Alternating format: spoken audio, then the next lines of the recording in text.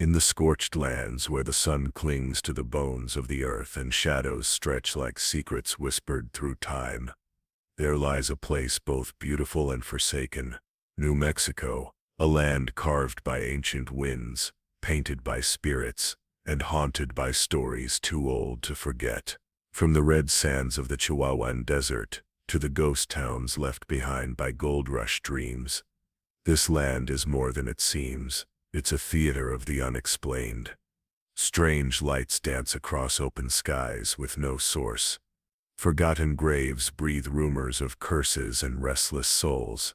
Travelers vanish, towns remember, and legends, they never die. Today we bring 12 chilling tales back to life. Stories born in truth, twisted by time, and kept alive by those too afraid to forget. These are scary legends that still haunt the deserts of New Mexico, brought to life. Let's begin. Legend 1. The demon horse of the Jornada del Muerto. They say it gallops without hooves touching ground, its eyes like burning coals, its breath a stench of death and dust.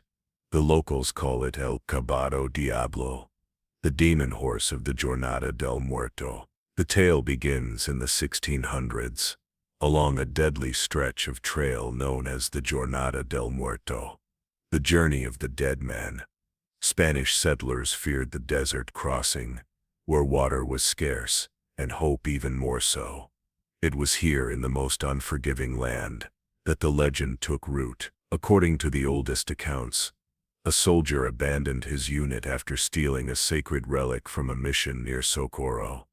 As punishment, he was cursed, not to die but to ride forever. Witnesses began to report seeing a skeletal rider on a black horse, streaking across the horizon, moving faster than any beast should, vanishing in the blink of an eye.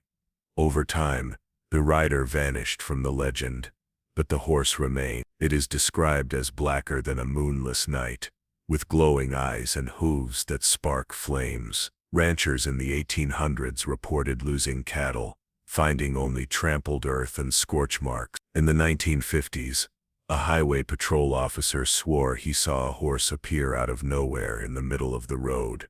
His cruiser stalled, lights dead, engine cold. The animal stared at him unmoving, then vanished in a burst of heat. Skeptics suggest the sightings are mirages, or hallucinations born of dehydration. Others say it's a folk memory of Spanish war horses gone feral. But in the nearby town of Truth or Consequences, locals still warn travelers not to stop along certain parts of Route 1 after dusk. They say the demon horse rides only when someone's soul is about to be lost in the desert. Today the legend has become part of the region's lore, painted on murals, whispered by desert guides, and echoed in the hoofbeats heard when no animal is near. The Jornada del Muerto may be quiet, but something still rides its cursed sands, and some believe it's searching for the one soul that will finally set it free. Legend 2.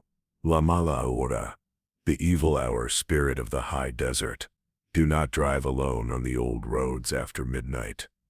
That's the warning whispered in hushed tones across northern New Mexico. Because if you do, you might meet her. La Mala Hora, the evil hour, is no mere ghost. She is fear incarnate. A shape-shifting spirit said to appear on lonely stretches of highway, always when the clock is closest to death. Her legend originates from the early Hispanic settlements of the 1800s, particularly around the desolate hills near Chimayo and along the old Camino Real. The first known tale was told by a weary traveler headed toward Santa Fe. He claimed to have seen a woman in black, veiled and barefoot, hovering just above the ground on a deserted path. She didn't speak. She didn't move. But when he passed her by, something followed. His horse refused to continue. Days later, his wife died in her sleep, with her eyes wide open and her mouth twisted in horror. La Mala Hora changes form depending on her intent. To some, she appears as a wailing woman in flowing robes. To others, a featureless shadow that clings to the rearview mirror like a stain. But always, she comes with dread. It is said that if you see her face, someone close to you will die within days. And if she speaks to you, your fate is already sealed. Over the decades, dozens of drivers have reported strange encounters. In 1977, a trucker on the road to Las Cruces slammed on his brakes when he saw a woman crawling across the asphalt, only to find nothing there. In 2003, a teenager walking home outside Hispaniola was found miles from where he should have been, muttering about a black fog with glowing eyes that whispered his name. Scientists dismiss it all as folklore, an extension of night terrors and highway hypnosis. But even law enforcement officers in the region avoid patrolling certain desert backroads alone after midnight. Today, La Mala Hora remains deeply embedded in the cultural psyche. She is feared in ghost stories, warned of in bedtime tales, and even featured in Day of the Dead art as a spectral omen. No one knows exactly what she is: death herself, a desert demon, or just the embodiment of all things left to rot in the dark. But one thing is certain: if you're traveling through the high deserts of New Mexico, and the hour is late, watch the side of the road, and pray she's not watching you back. Legend 3. The Ghost Lights of the Marfa Borderlands. They flicker in the distance, just beyond the last fence post. Strange, floating orbs that drift across the desert floor like fireflies from another world.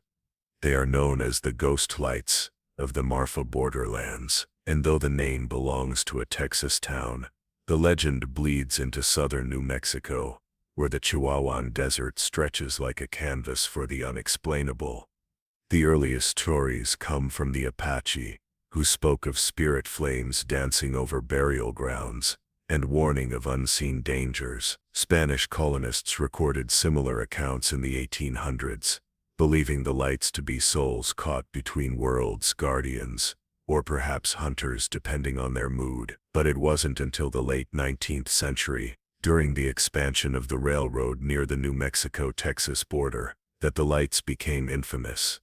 Workers claimed to see glowing spheres in the evening, shifting from red to white to blue, moving silently against the wind. One foreman went missing after chasing a particularly bright orb into the desert. His body was never found. Descriptions vary. Some say the lights float low to the ground, bobbing like lanterns carried by invisible hands. Others claim they dart with intelligence, stopping when observed, fleeing when followed.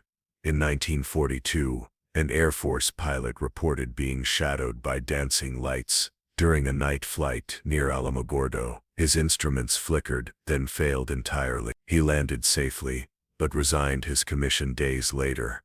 Scientists have offered theories: gases, temperature inversions, headlights refracting in atmospheric layers, but no explanation holds up in every instant. The terrain is flat, visibility endless, and still the lights appear where no road exists, and no vehicle has passed. To this day, ghost hunters, spiritualists, and the curious gather near the borderlands to watch for the phenomena. Locals bring offerings, coins, sage, even bits of turquoise, left at the edge of arroyos in hopes the lights will pass peacefully. Others, especially elders in small border towns like Columbus and Animas, urge outsiders to stay away. The lights, they say, choose who they want, and they never come without reason.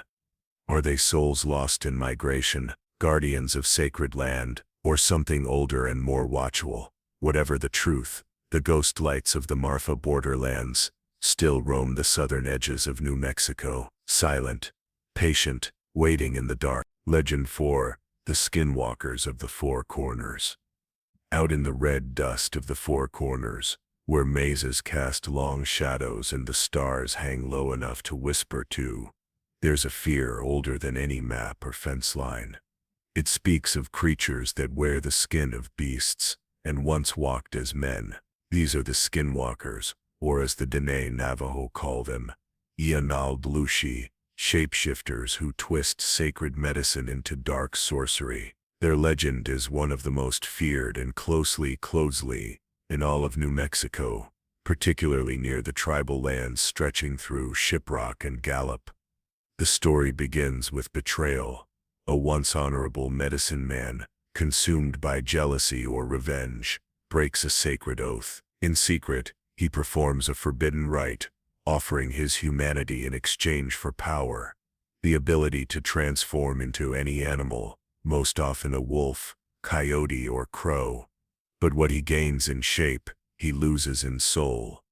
Locals speak of the Skinwalkers in lowered voices. They describe tall, twisted figures with glowing eyes, capable of impossible speed and mimicry. Some say they run alongside cars at highway speeds, keeping pace without effort. Others claim to have heard their names called out from the darkness in a loved one's voice, only to find no one there. In 1983, a schoolteacher near Crown Point reported seeing what she thought was a mangy dog watching her students from the hill. When she approached, it stood on two legs and walked calmly into the sagebrush. In 1999, a family near Window Rock claimed their livestock was slaughtered, but the footprints leading to the pen were human and left on the ceiling of their barn. The Navajo Nation takes these stories serious. Skinwalkers are not spoken of lightly. They're not ghosts or myths.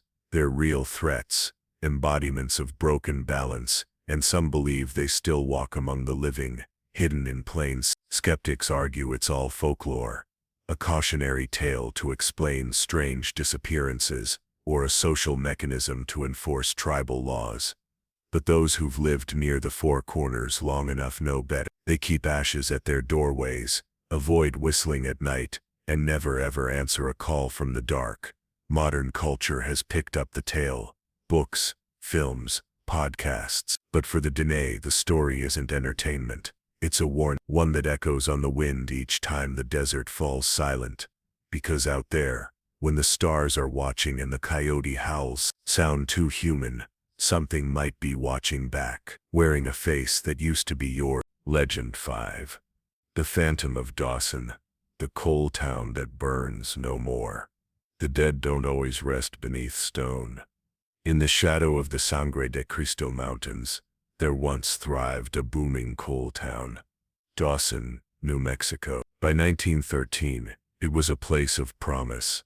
Railways, immigrant workers, laughter in the saloons, and smoke curling like ribbon from the mines. But beneath its bustling surface, something waited. Something smoldering. On October 22, 1913, a blast roared from Dawson mine. Over 260 men died, many of them Italian, Greek, and Mexican immigrants. Black powder, bad wiring, silence.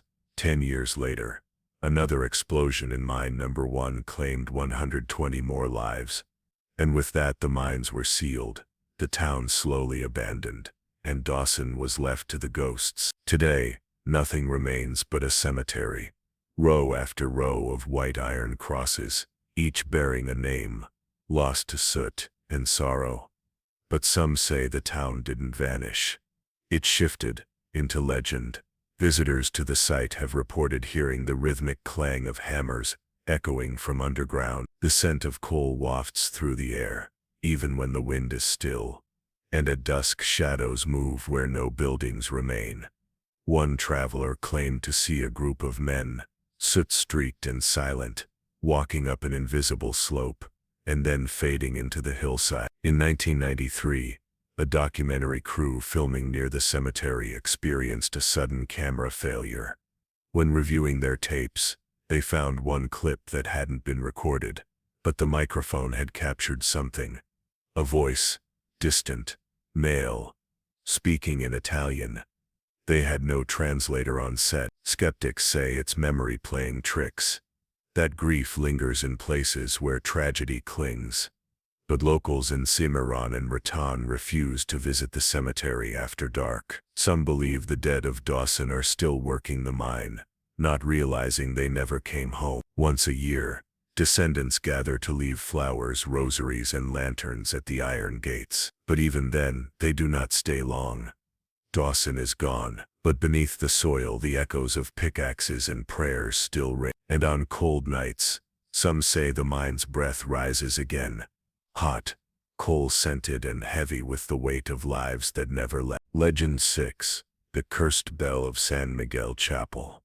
It tolls when no hand touches it, a low, shuddering sound that seems to rise from the bones of the earth. In Santa Fe, within the oldest church structure in the continental United States, hangs a bell that, if legend holds true, was forged not to summon prayer, but to curse the damned.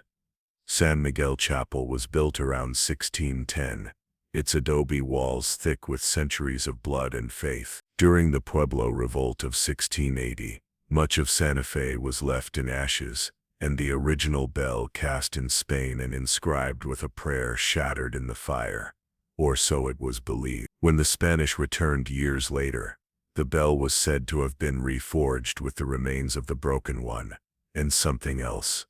Local stories claim ashes from the burned chapel, crushed bone from the desecrated graves, and even drops of blood from a fallen friar were mixed into the mold. The result was a bell not merely made of metal but of memory and wrath. The bell is small, unassuming, yet its tone is deep, almost alive. Priests have long said it rings only when justice is denied or sin remains hidden. In 1837, during the Chimayo Rebellion, the bell was heard at midnight, though no one had pulled the rope. Days later, a massacre took place on the plaza steps.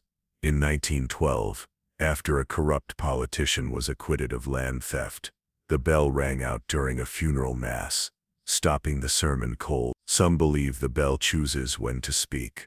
Others claim it reacts to lies told within the chapel. A tourist in 1985 collapsed after claiming he saw the bell vibrating, though the chapel was locked and no vibration was recorded. He later confessed to stealing a silver coin from the altar. Church historians say these are tales meant to inspire reverence, but even the caretakers admit, when the chapel is empty and the wind is still, they sometimes hear metal echo through the rafters, faint but undeniable.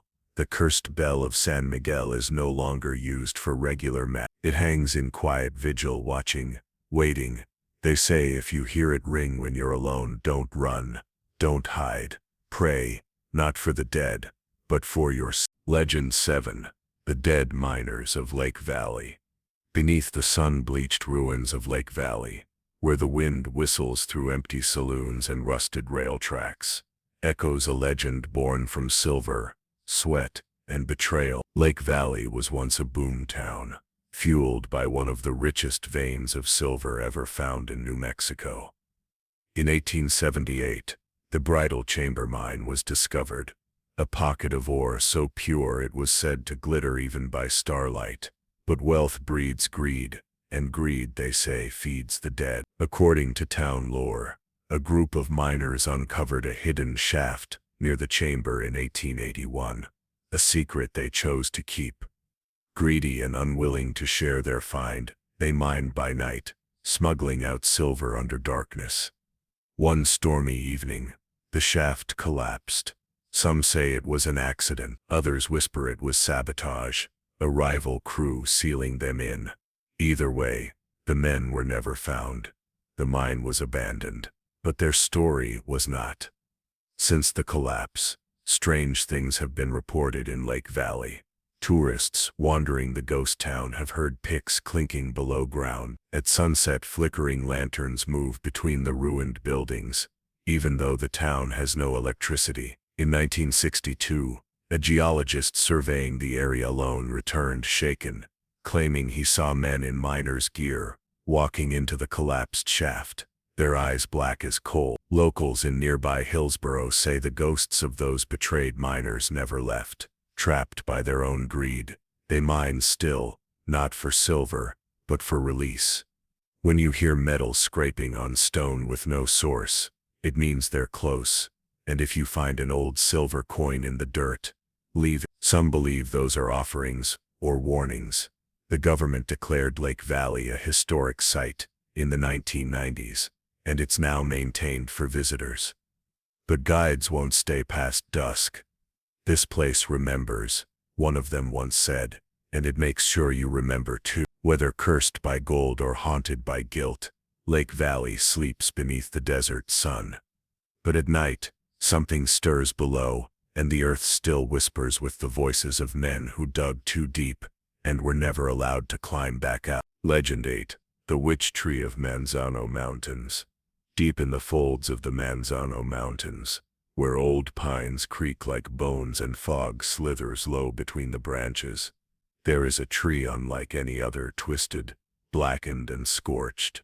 Locals call it El Árbol de la Bruja, the witch tree. The legend dates back to the mid-1800s, when a woman named Rosa Tenorio was accused of witchcraft by settlers near the village of Chilili.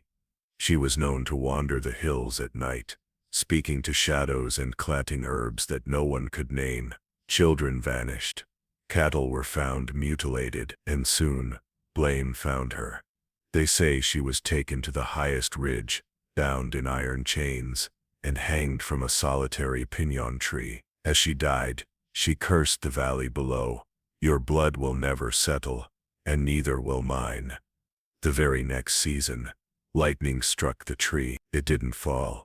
Instead, it blackened, split, and twisted upon itself, a frozen scream in wood. Since then, strange deaths and disappearances have clustered around the ridge. Hunters have gone missing within sight of the tree. Hikers report losing hours near it.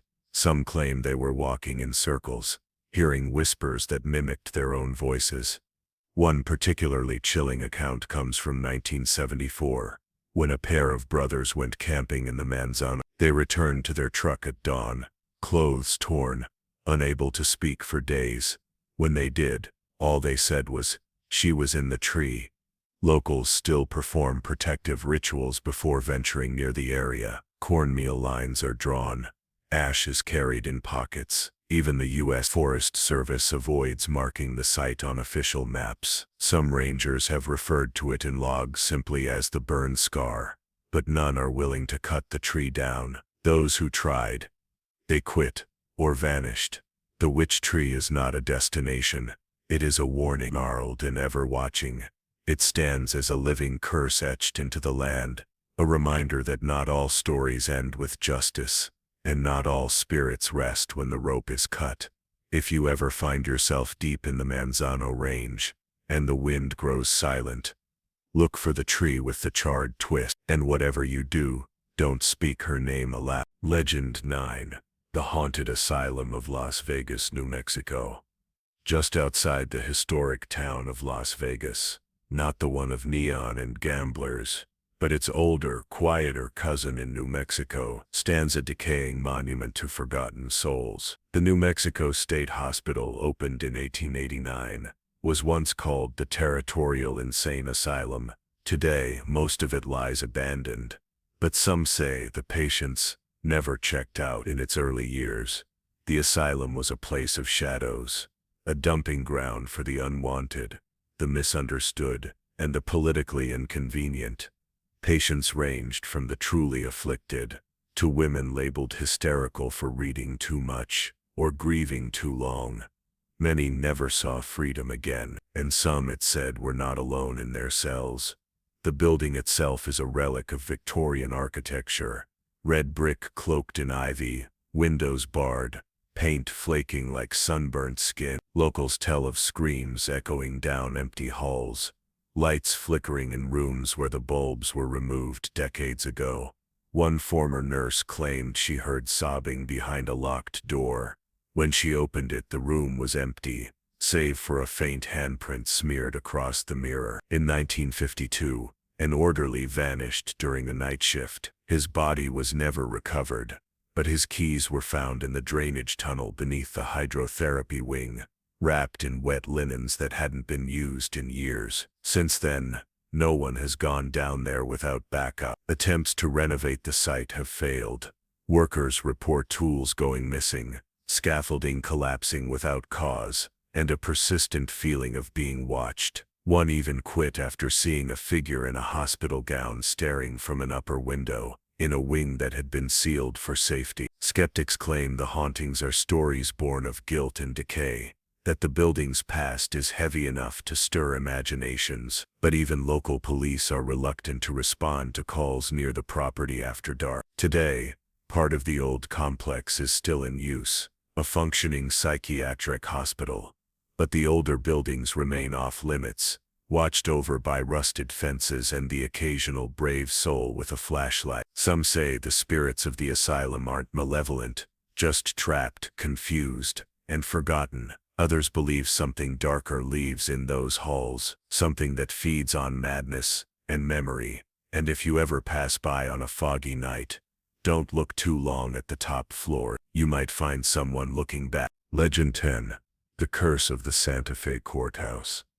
In the heart of Santa Fe, just off Lincoln Avenue, sits the stately First Judicial District Courthouse, a place of law, order, and something far more sinister. For over a century, whispers have followed this building, telling of a curse born, not from books or black magic, but from the swinging gallows of justice gone wrong. The legend begins in 1884, when an outlaw named Manuel Romero was convicted of murder. A charismatic bandit with ties to local politicians, Romero swore innocence to his final breath. "You hang me today," he told the judge, "but I'll come back in smoke and shadow, and every man who wears that robe will feel it." He was hanged behind the old courthouse that same day. Since then, nearly every judge assigned to Santa Fe's district bench has faced unusual misfortune: strokes, heart attacks, violent accidents, and sudden resignation. One, in 1927, reportedly fled the city in the middle of the night, muttering that he couldn't silence the breathing in the walls. Another collapsed in court after claiming to see a figure watching him from the gallery, despite the room being empty. Court reporters have filed complaints about typewriters jamming on Romero's name. Lawyers refused to use room 2013, citing chills, flickering lights, and an overwhelming smell of scorched sage. In 1976, during a minor renovation, workers uncovered a leather-bound ledger hidden behind a panel in the judge's chambers. Inside were sketches of the original courtroom, and a page torn from a Bible with a burn mark through the word mercy. The construction halted for weeks. Today, the courthouse operates as usual, but those who work there speak cautiously about its past. Some judges keep religious medals on their benches, others refuse to stay after hours. And in the basement archives, there's a hallway where the lights never stay on for long, and the sound of footsteps follows you, even when you're alone. Locals believe the curse isn't about vengeance, it's about imbalance, a life taken unjustly, a name buried beneath law book, a man who never got his final word. So if you ever sit on trial in Santa Fe's courthouse and feel a chill run down your spine, take a moment, listen, because the ghost of Manuel Romero may still be waiting, not for freedom, but for justice. Legend 11. The Lost Apache Gold of Victorio Peak. Beneath the scorched sands of White Sands Missile Range lies a legend of greed, betrayal, and a treasure that has driven men mad for over a century. They call it the Lost Apache Gold of Victorio Peak, and to this day, no one knows for sure if it ever existed, or if it still waits in the dark. The story begins in the 1930s, when a man named Milton Doc Noss was exploring a cave in the Hembrillo Basin. Deep within Victorio Peak, he claimed to have found a hidden chamber filled with gold bars, stacked chest-high with old Spanish armor and even a skeleton slumped against the wall.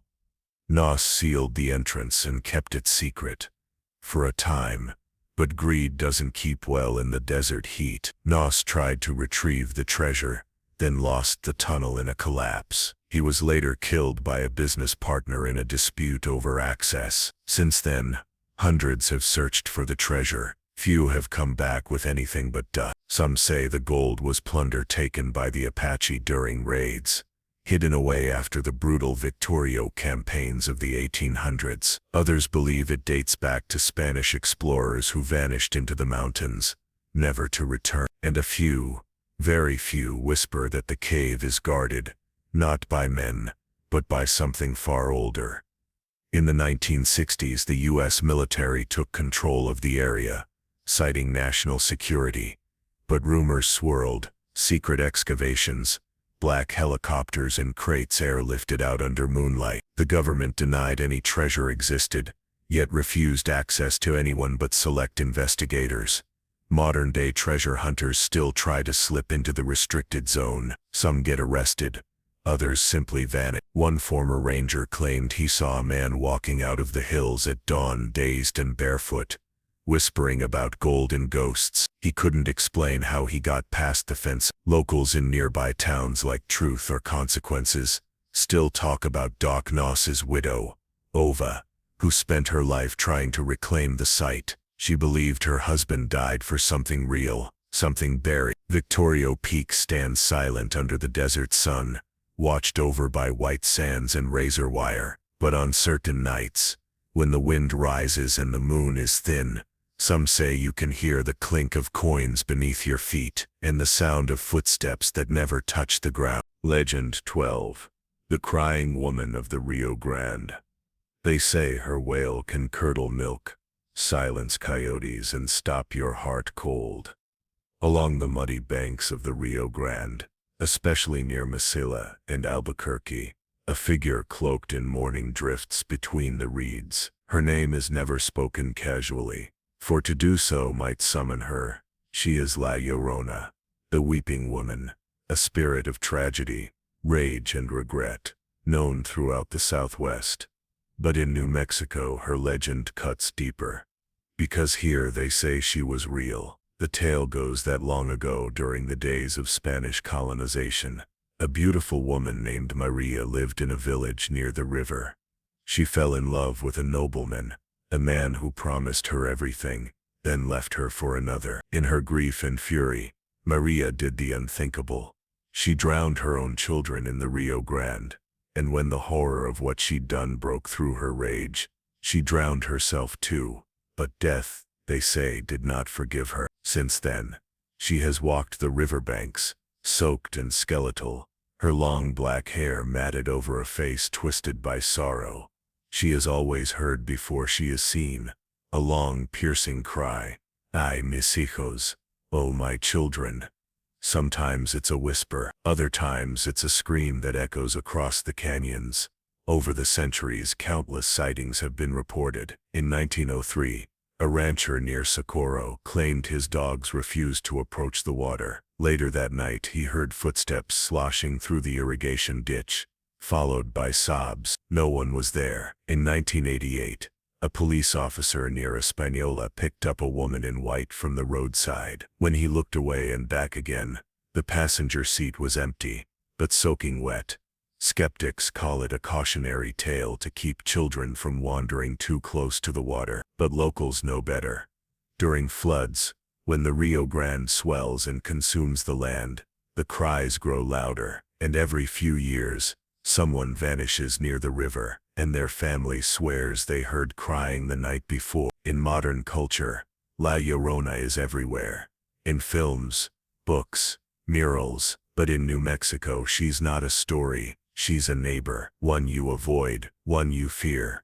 So if you find yourself walking near the Rio Grande at night, and the wind turns cold, and a soft sob echoes from the reeds, don't look back, because if she mistakes you for one of her children, she will never let you.